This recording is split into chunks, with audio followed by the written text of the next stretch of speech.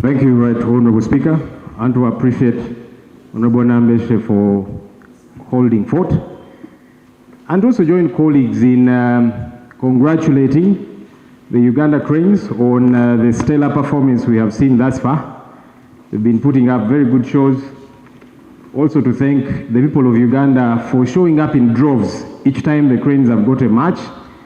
It's an incredible thing. We meet there, all forms of colors, all tribes, and so on. Sports is an interesting thing. It unites us. You know, at that point I forget that Major Ramirama here is my political opponent, and we get to support and vouch for the Uganda Cranes. Hopefully we get to do that continuously. Honourable Speaker, we often make a case for the growth, development of sports infrastructure. We want to remind government to do this a lot more. It is important that our young people who are talented get to have a platform, get to have space to grow these talents. That's why we always emphasize these issues. Let's develop infrastructure for sports. That's the only way we shall get to have stars. Across, by the way, whether it be in soccer, sometimes we overemphasize soccer, and that's okay because people love it, but there's other sports disciplines too. Athletics, boxing, basketball, netball, etc., etc. We need to look at an all-round kind of situation regarding sports. I saw the promise that was made to the Uganda Cranes that each win they will get 1.2 billion. It is not a promise, it is now reality. That's a good thing. Yes. I'm glad it has been fulfilled. I hope it has. Because for a very long time, these sports personalities... Honourable Senate, you're hearing from the head of legislature. And I am appreciative that it has been fulfilled. You give them. That's a good thing. Because in the past, people would be promised, and then you see them coming to the media. There's a time in Zikuru one, and they promised her a house. Every year she would be coming to the media saying, my house has not come yet. So it's important that when we promise, we fulfill. Finally, Right Honourable Speaker, can we buttress the lives of these stars, not just at the time they are playing? So it's good they get to be promised when you win 1.2 billion shillings. But can we take care of their welfare even away from that? Because it's a process. By the time they get to where they are to play and win, it's been an entire process. Let's support them through the process and not wait for the final time when they have matches and then they're under pressure. We have got 1.2 billion shillings to win. But previously, you find they probably were struggling to go training because of numerous issues, yeah? So let's support all of that. Thank you. And the sports minister should be happy I'm saying these things because many times he comes here, makes a case and says, give me more money. And then Parliament will give him some and not all. So let's avail to them what they require and then we hold them accountable. That's very important. The stadia that are being built want accountability so that this money is put to very good use. Very finally, Right Honourable Speaker, I saw something that perplexed me. It's good the Minister of Sports is here, he will respond to this. The standards. Because sports, like all other sports disciplines, soccer, there are standards. We were dumbfounded when we saw on the news the hotel facility at which the Uganda Cranes were staying, somewhere in Kisasi, the road to the hotel, not very accessible. I'm told the bus would stop somewhere, then they alight to access the hotel. Our opponents were staying at good 5-star hotels. I think we can afford for our stars to stay at good facilities. If we can afford to give them 1.2 billion shillings per win, then we can afford to put them in a good place where they are safe. But if they have to jump out of the bus to access, you know, the place where they are staying, that speaks of insecurity, it speaks of discomfort.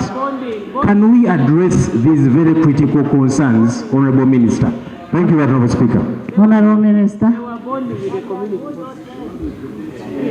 And the ones who were staying at a 5-star hotel, did they reach where we reached? Madam Speaker, first of all, let me begin by congratulating the Leader of Opposition for the questions and the pertinent issues he has raised. To begin with the latter,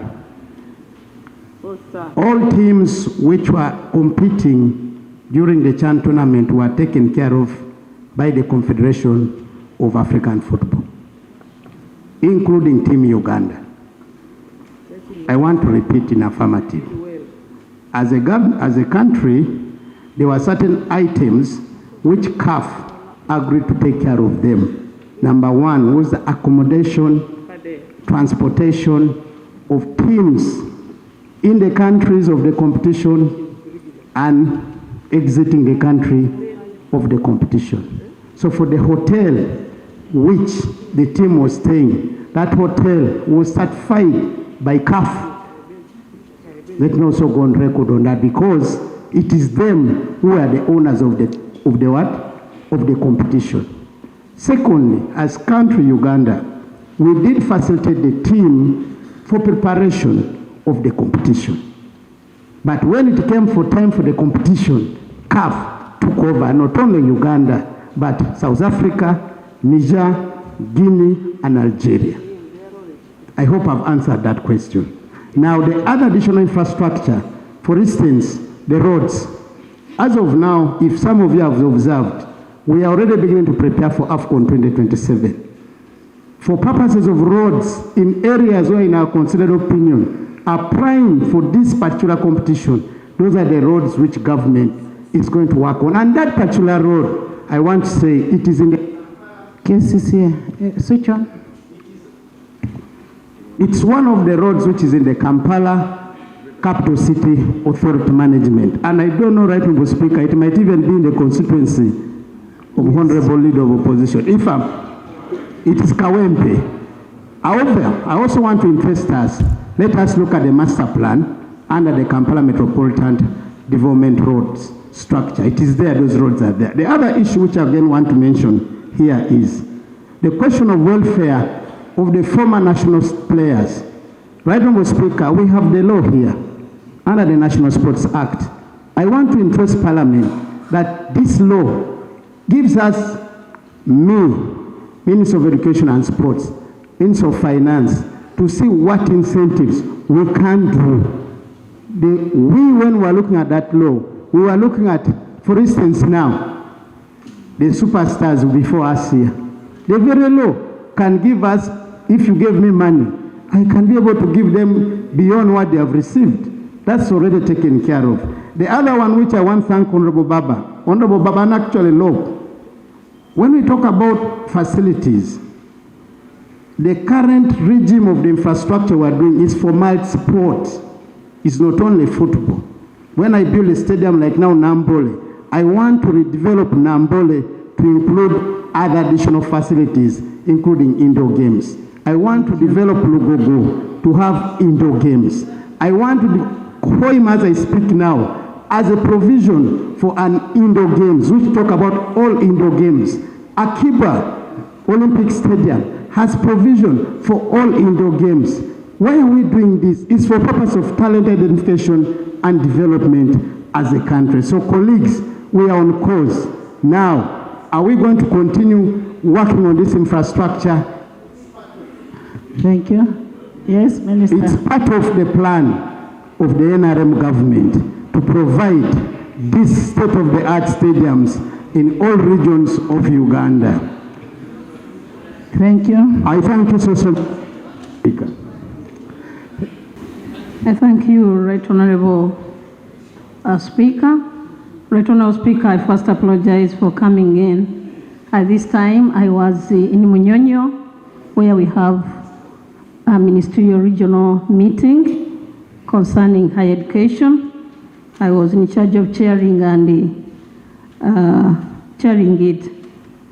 Right Honorable Speaker, I want to congratulate the Uganda Cranes for participating and reaching that level whereby they made us proud that they reached the quarterfinals.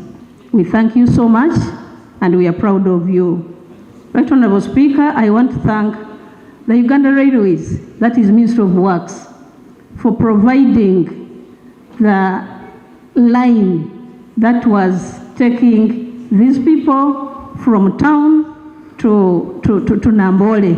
they made it easy for them, and at least there was, the congestion was not so much.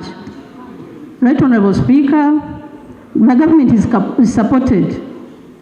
The government is committed to supporting the sports, and it has been evident that in every budget that we come up with, the sports program or the sports have been given the money.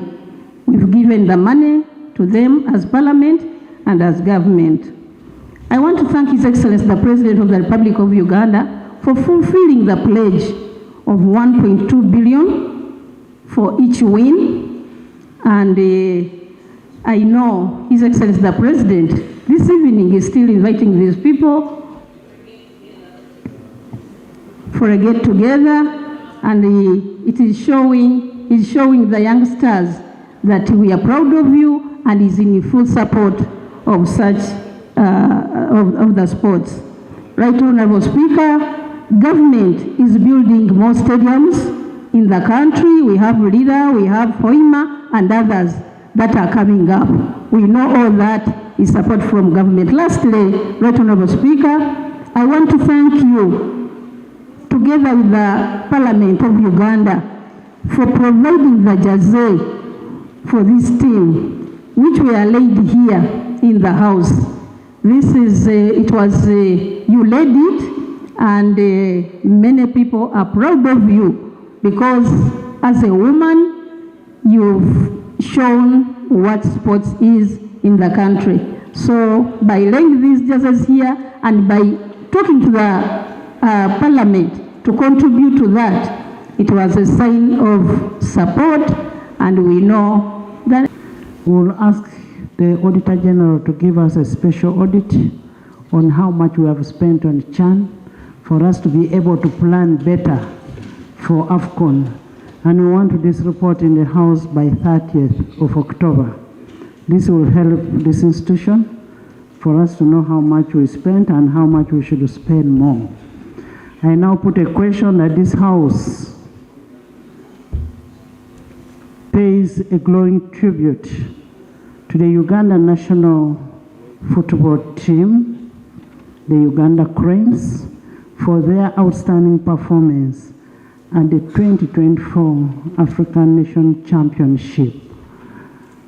With amendments, those in favor say on the contrary, nay. The ayes have it.